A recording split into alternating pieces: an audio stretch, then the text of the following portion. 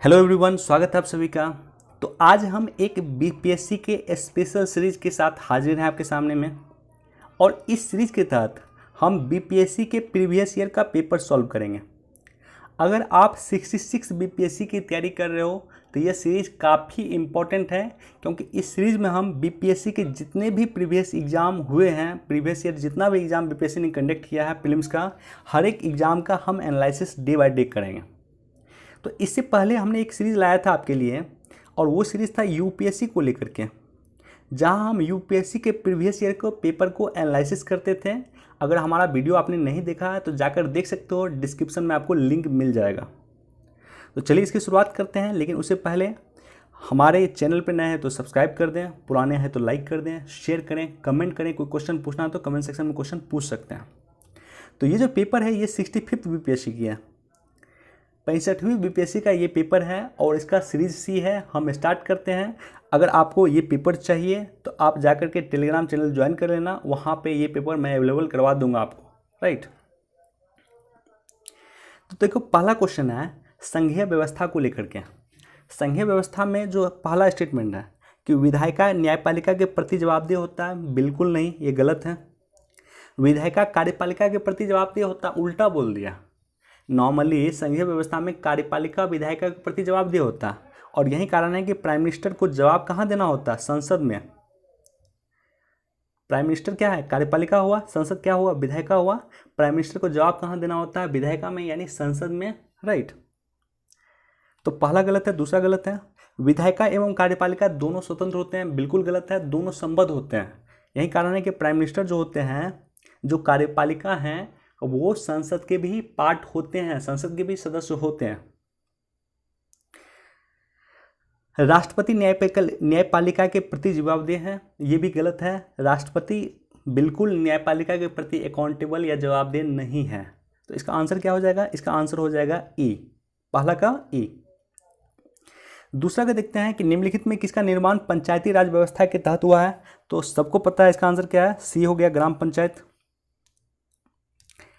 Question number 3, भूमि record अधिकारी। भूमि record अधिकारी कौन होते हैं?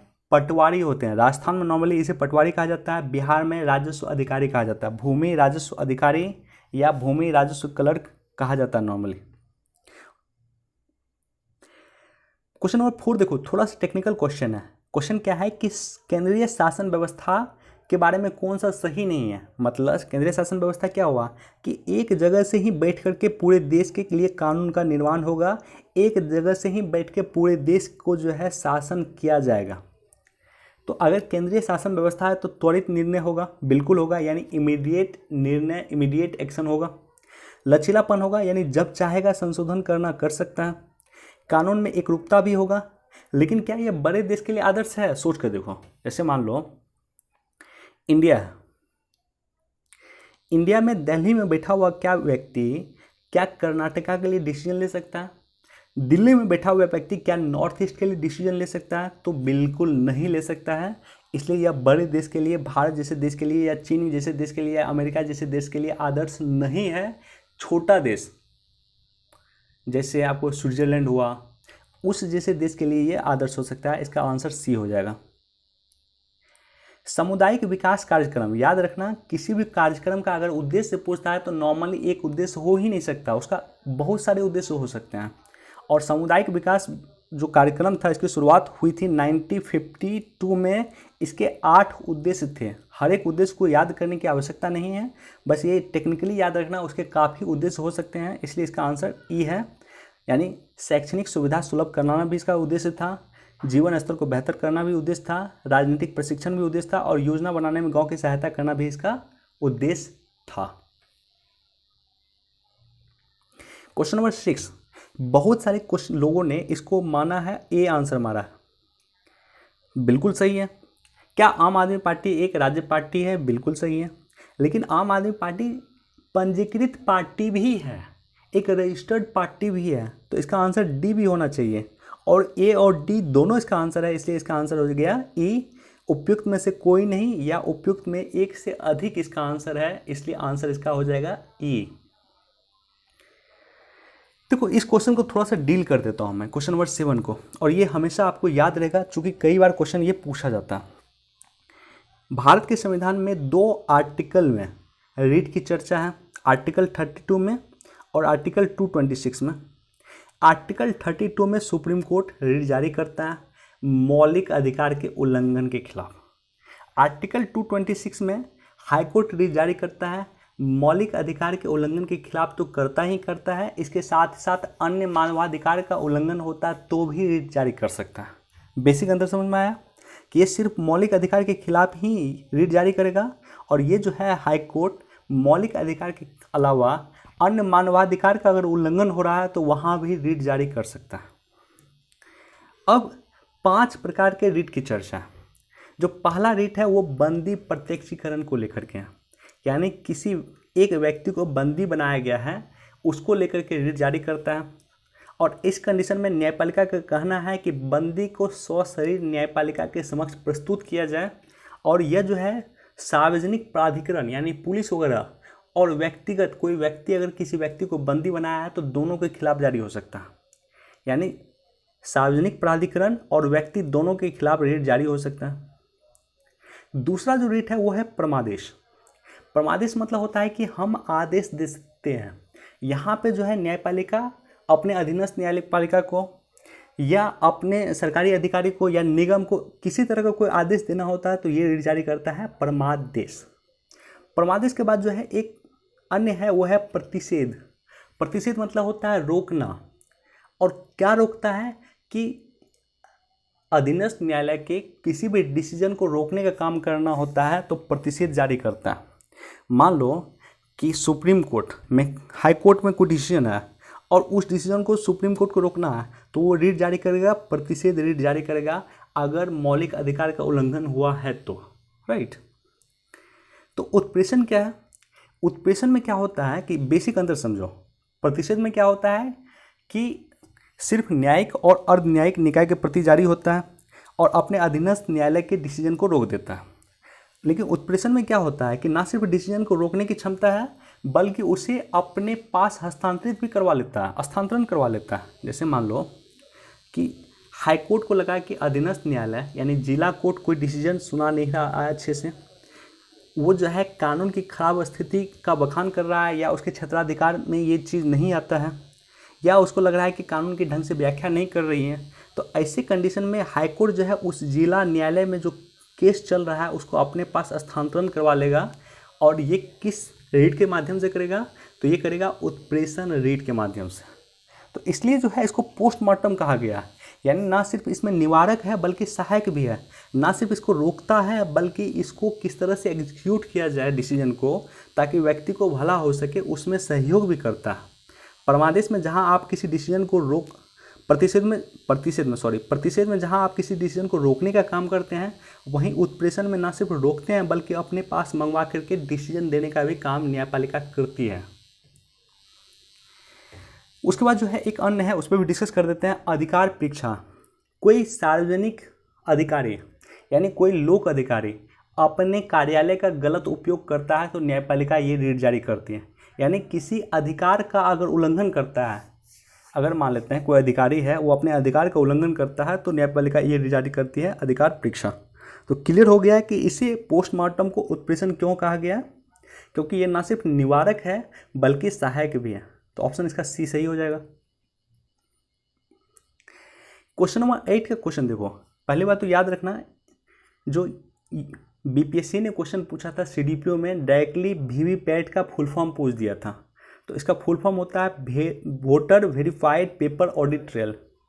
Voter verified paper audit trail इसका फुल फॉर्म होता है। और जो लेटेस्ट मशीन है वो M3 मशीन है। ऑप्शन सी इसका बिल्कुल सही है। क्वेश्चन नंबर 9 का निम्नलिखित राज्यों में किस राज्य में विधानसभा में सदस्यों की संख्या अधिक है? तो देखो ये अरुणाचल प्रदेश हो गया, मणिपुर हो गया, मेघालय हो गया, ये तीनों नॉर्थ ईस्ट के स्टेट हैं और नॉर्थ ईस्ट की जनसंख्या काफ़ी कम है, उसके बनस्पत हिमाचल प्रदेश की जनसंख्या ज़्यादा होगी और ज़्यादा हिमाचल प्रदेश की जनसंख्या होगी तो इसका मतलब है कि विधानसभा में सीट भी अधिक होगा। तो थोड़ा टेक्निकल होकर इसको सॉल्व करना चाहिए था, ऐसे सॉल्व कर लेते हैं। तो इसका ऑप्शन बी सही है।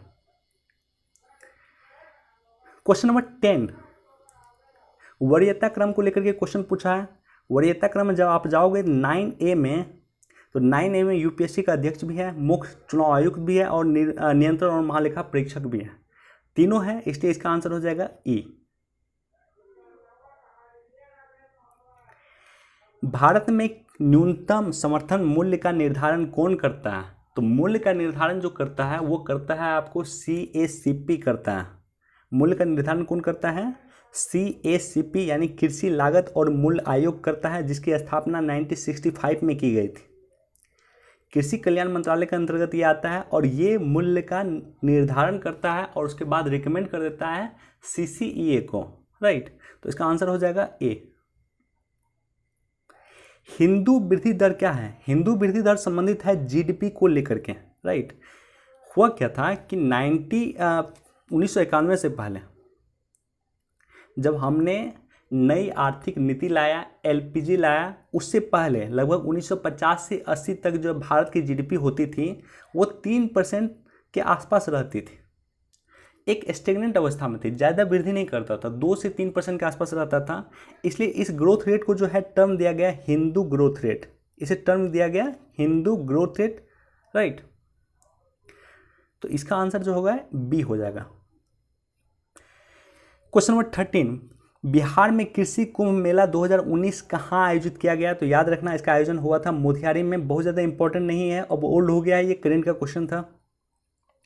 क्वेश्चन नंबर 14 कि नीति आयोग की स्वास्थ्य सूचकांक 2019 में बिहार राज्य का स्कोर कितना है? तो इसका स्कोर है 32.11। ऑप्शन सी इसका बिल्कुल सही है, बहुत ज़्यादा इंपॉर्टेंट नहीं है, चूंकि ये सारा का सारा करेंट का क्वेश्चन हो गया है और आप जो 66वीं पूछोगे तो उस समय में जो करेंट होगा वो अधिक इंपॉर्टेंट होगा। ये क्वेश्चन इंपॉर्टेंट है 15 का कि जनगणना 2011 के अनुसार बिहार में बाल लिंग अनुपात कितना था? तो बाल लिंग अनुपात बिहार में था 935, 935, और बिहार का जो लिंगानुपात है, याद रखना लिंगानुपात है 918। नॉर्मल लिंगानुपात 918 है और बाल लिंगानुपात है 935। तो यहाँ पे आंसर ए हो जाएगा।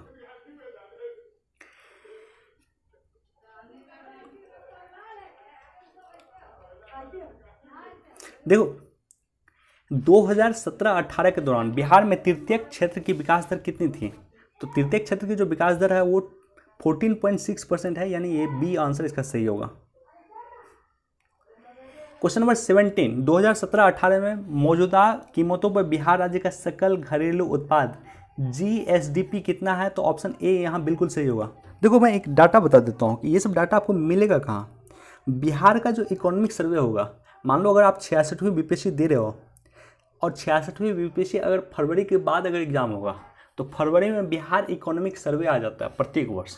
तो वो इकोनॉमिक सर्वे का आप पढ़ लोगे तो उसमें ये सारा का सारा डेटा रहता है। लगभग प्रत्येक वर्ष 3 से 4 क्वेश्चन इस तरह का क्वेश्चन मिल जाएगा इकोनॉमिक सर्वे से। क्वेश्चन नंबर 18, छठी पंचवर्षीय योजना के दौरान कौन सा कार्यक्रम शुरू किया गया? काफ़ी टफ क्वेश्चन था, नॉर्मली ये क्वेश्चन जो है बहुत कम लोगों को ही पता होगा। तो इसका आंसर ए होगा, एकीकृत ग्रामीण विकास कार्यक्रम शुरू किया गया था छठी पंचवर्षीय योजना के तहत। अंत्योदय योजना वाजपेयी जी के समय 2003 के आसपास शुरू हुआ है, नहीं सॉरी 2000 में शुरू हुआ था अंत्योदय योजना। और इसमें क्या था कि 35 kg अनाज जो है अभी भी चल रहा है, 35 kg अनाज जो है गरीबों को दिया जाता है जो BPL परिवार से नीचे हैं, बिलो देन पॉवर्टी लाइन में, राइट। तो ये जो है पहला राज्य कौन था? ये पहला राज्य था राजस्थान, 2000 में शुरू हुआ था। अटल बिहारी वाजपेयी उस समय में भारत के प्राइम मिनिस्टर थे। 2017 में मांस और मांस से निर्मित वस्तुओं के निर्यात में भारत की हिस्सेदारी कितनी थी? 3% थी। ऑप्शन डी इसका सही है, 3% था। करंट का क्वेश्चन है। वह प्रथा जिसके तहत किसान स्वयं भूमि का मालिक होता था और सरकार को भू राजस्व के भुगतान के लिए जिम्मेदार माना जाता था, कौन सा है? तो जमींदारी है। जमींदारी नहीं, रैयतवाड़ी है। I am sorry. देखो रैयत मतलब क्या होता है? रैयत मतलब ही होता है किसान। रैयत मतलब क्या होता है? किसान। तो ये व्यवस्था जो है जहाँ पे भू राजस्व का जिम्मेदार होता था किसान स्वयं ही भू राजस्व देता था, उसे रैयतवाड़ी कहा गया। ऑप्शन बी इसका बिल्कुल सही है। देखो यहाँ पे क्वेश्चन इसका जो है 2019 18-19 में कुल विदेशी मुद्रा जो है भंडार कितना था, तो ऑप्शन डी इसका सही है, करंट का क्वेश्चन है बिल्कुल। क्वेश्चन नंबर 23, कौन सा प्रत्यक्ष वित्त का स्रोत नहीं है? इसमें सारे ऑप्शंस जो है प्रत्यक्ष वित्त का स्रोत है, नाबार्ड भी है, क्षेत्रीय ग्रामीण बैंक भी है, भारतीय स्टेट बैंक भी है, इलाहाबाद बैंक है, इसलिए इसका आंसर हो जाएगा ई। चलिए क्वेश्चन नंबर 24 पे चलते हैं कि ईपीसीजी काफ़ी इंपॉर्टेंट है, यूपीएससी में भी इसको लेकर के क्वेश्चन पूछा गया था, बीपीएससी में भी क्वेश्चन पूछा है। तो ईपीसीजी क्या है? एक्सपोर्ट प्रमोशन कैपिटल गुड है, आई रिपीट यह कैपिटल गुड कहलाता है, इसलिए इसका आंसर हो जाएगा सी, एक्सपोर्ट प्रमोशन कैपिटल गुड। प्रधानमंत्री श्रम योगी मानधन योजना रिसेंटली आया था, जब ये एग्जाम हुआ था उससे कुछ दिन पहले ही ये इंट्रोड्यूस हुआ था, इसलिए क्वेश्चन लाजमी था इसको लेकर के, इसका आंसर हो जाएगा सी, 3,000 रुपये। व्यक्तिगत सत्याग्रह, क्वेश्चन नंबर 26, व्यक्तिगत सत्याग्रह की जो शुरुआत हुई थी वो विनोबा भावे ने किया था, 1940 में ये शुरुआत हुआ था। इंडिया हाउस, लंदन में इंडिया हाउस की संस्थापना जो किए हैं वो किए हैं श्यामजी कृष्ण वर्मा, ऑप्शन ए बिल्कुल सही है। भागलपुर में नमक सत्याग्रह का नेतृत्व किसने किया था? तो ऑप्शन बी यहां बिल्कुल सही है, महादेव लाल सराफ। 1939 में बिहार में अंबारी सत्याग्रह का नेतृत्व किसने किया था? तो ऑप्शन ए बिल्कुल सही है, राहुल संकृत्यायन, जो छपरा से बिलोंग करते थे। बीपीएससी ने पहले इस पे क्वेश्चन पूछा था कि राहुल संकृत्यायन कहाँ से बिलोंग करते हैं, तो बिहार के, याद रखना, छपरा से बिलोंग करते हैं, और इस पे भी बीपीएससी ने क्वेश्चन पूछा था। देशज कथा पुस्तक किसने लिखी है? तो इसका ऑप्शन ए बिल्कुल सही है, सखाराम गणेश देवस्कर। बिहार में सर्चलाइट जो है प्रकाश का संपादन किसने किया है? तो ऑप्शन ई यहां पे बिल्कुल सही है, इसमें कोई नहीं। बिहार में 1931 में बिहार समाजवादी पार्टी का गठन किसने किया था? इसमें अक्सर कंफ्यूजन होता है, इसलिए इसको हम डिटेल से डिस्कस करते हैं। देखो, कांग्रेस समाजवादी पार्टी की स्थापना 1934 में हुई है, और इसकी स्थापना जो है बिहार में ही हुआ था। इसका जो है आचार्य नरेंद्र देव, जयप्रकाश नारायण, मीनू मसानी, अशोक मेहता, ये सारे के सारे लोगों के प्रयास से ही कांग्रेस समाजवादी दल की स्थापना हुई थी 1934 में, और इसका जो पहला सम्मेलन हुआ था वो 1934 में ही हुआ था। दूसरी तरफ जो है बिहार समाजवादी दल, कांग्रेस समाजवादी दल, दोनों को अलग करके देखने की आवश्यकता है।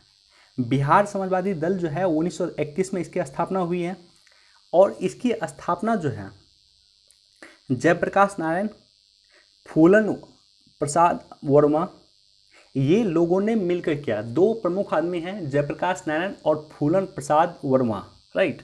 और जबकि कांग्रेस समाजवादी पार्टी में जो है जयप्रकाश नारायण कॉमन है, आचार्य नरेंद्र देव वहाँ पे एक्स्ट्रा जुड़ते हैं, राइट। याद रखना, वहाँ पे आचार्य नरेंद्र देव हैं जयप्रकाश नारायण के साथ, और यहाँ पे जो है यानी बिहार समाजवादी पार्टी में जयप्रकाश नारायण के साथ हैं फूलन प्रसाद वर्मा। तो ऑप्शन ए यहाँ बिल्कुल सही है। भारतीय राष्ट्रीय कांग्रेस के संस्थापक कौन थे? ए.ओ. ह्यूम, ऑप्शन बी बिल्कुल सही है। स्वराज मेरा जन्मसिद्ध अधिकार है और उसे मैं लेके रहूँगा, बहुत फेमस स्टेटमेंट है बाला गंगाधर तिलक का, ऑप्शन सी यहाँ बिल्कुल सही है। रविन्द्रनाथ टैगोर ने नाइटहुड की उपाधि कब त्यागी थी? जब जालियांवाला बाग हत्याकांड हुआ था उसके विरोध में इन्होंने नाइटहुड की जो उपाधि है, जो इसे अंग्रेजी सरकार ने खुश होकर दिया था, उसे त्यागा था रविन्द्रनाथ टैगोर ने जालियांवाला बाग 13 अप्रैल 1919 के बाद। Bharat Sevak Sangh, servant of India society, Gopal Krishna Gokhale, option C यहाँ बिल्कुल सही है। काकोरी ट्रेन डकैती कांड 1925 में हुआ था, और इसमें किसे फांसी दिया गया था? तो राम प्रसाद बिस्मिल और अशफाकुल्ला खां को इसमें फांसी दिया गया था, ऑप्शन ए बिल्कुल सही है। इंडिया फॉर इंडियंस किसने लिखा? सी.आर. दास ने, ऑप्शन ए बिल्कुल सही है, India for Indians, CR. Das. Satyashodhak Samaj, Jyotiba Phule, option B यहाँ बिल्कुल सही है। देखो यहाँ पे कंफ्यूज कर देता है, भारतीय राष्ट्रीय कांग्रेस की प्रथम महिला अध्यक्ष 1917 में बनी है, कौन थी? तो ये थी श्रीमती एनी बेसेंट, जो इंडियन नहीं थी, आयरिश मूल से थी। जबकि भारतीय राष्ट्रीय कांग्रेस की जो प्रथम भारतीय महिला अध्यक्ष थी वो थी सरोजनी नायडू, और वो बनी थी 1925 में कानपुर अधिवेशन में। तो 1917 में पहली बार किसी महिला के द्वारा भारतीय राष्ट्रीय कांग्रेस का नेतृत्व किया गया था, जो थी एनी बेसेंट, और 1925 में पहली बार किसी भारतीय महिला के द्वारा कांग्रेस का प्रतिनिधित्व किया गया था, जो थी सरोजनी नायडू। कंफ्यूज मत होना, दोनों पे बीपीएससी ने क्वेश्चन पूछा और कई बार क्वेश्चन पूछा। ये क्वेश्चन हम डिस्कस नहीं करेंगे, मैथ का क्वेश्चन है। पुस्तक द ओरिजिन ऑफ स्पीसीज किसने लिखा है? डार्विन की बहुत फेमस किताब है the origin of species. Option D यहाँ बिल्कुल सही है। शैवाल और कवक अगर मिलने से लाइकेन जो बनता है तो दोनों क्या कहलाता है?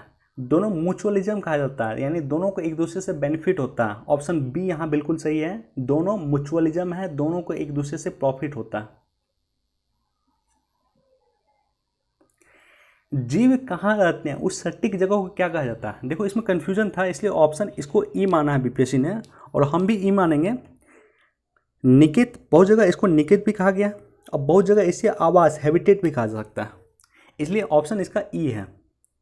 आई रिपीट, इसको बहुत जगह निकेत माना जाता है और बहुत जगह आवास भी माना जाता है, इसलिए बीपीएससी ने बचते हुए कंफ्यूजन से बचने के लिए इसका आंसर दे दिया ए। एटीपी, सौर ऊर्जा एटीपी में कहाँ बदलती है? तो क्लोरोप्लास्ट में बदलती है, बी बिल्कुल सही है। क्वेश्चन नंबर 55, प्रकाश संश्लेषण का, फोटोसिंथेसिस का उपोत्पाद मतलब बाय प्रोडक्ट, अंग्रेजी देखो यही कंफ्यूजन होता है ना, इसका बाय प्रोडक्ट क्या?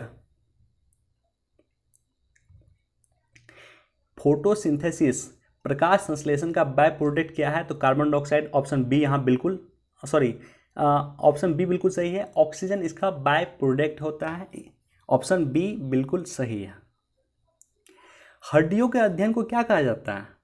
तो ऑस्टियोलॉजी, और हड्डियों के जो डॉक्टर हैं ऑस्टियोलॉजिस्ट कहा जाता है उसे। ऑप्शन डी यहाँ बिल्कुल सही है। निम्नलिखित में से किसकी कोशिका में कोई एंजाइम नहीं होता? बीपीएससी ने इसका आंसर ई माना है, राइट। बीपीएससी ने इसका आंसर ई माना है, तो हम इसलिए आंसर इसको ई मानेंगे, इसमें से कोई नहीं। मनुष्य के शरीर में जो किस अंग में लिम्फोसाइट का निर्माण होता है? तो अस्थि मज्जा, याद रखना, अस्थि मज्जा यानी बोन मेरो में लिम्फोसाइट का निर्माण होता है। क्वेश्चन नंबर 59, निम्नलिखित में किस हार्मोन में आयोडीन मिली होती है? तो थायरोक्सिन जो होता है, ऑप्शन सी बिल्कुल सही है। थायरोक्सिन जो होता है उसमें आयोडीन मिला होता है, थायराइड, जिसे थायराइड ग्लैंड भी कहा जाता है। तो ऑप्शन सी बिल्कुल सही है, थायरोक्सिन, जिसे थायराइड ग्लैंड याद होगा आपको, इसलिए इसका आंसर सी होगा। एड्स किसके कारण होता है? तो एड्स वायरस के कारण होता है, HIV एड्स, बी डी सही है। दाब की इकाई क्या है? तो दाब का इकाई ई हो जाएगा यहाँ पे। जैसे प्रेशर क्या होता है ना, प्रेशर क्या होता है? Force per unit area. Force क्या होता है? Mass into acceleration upon area हो गया।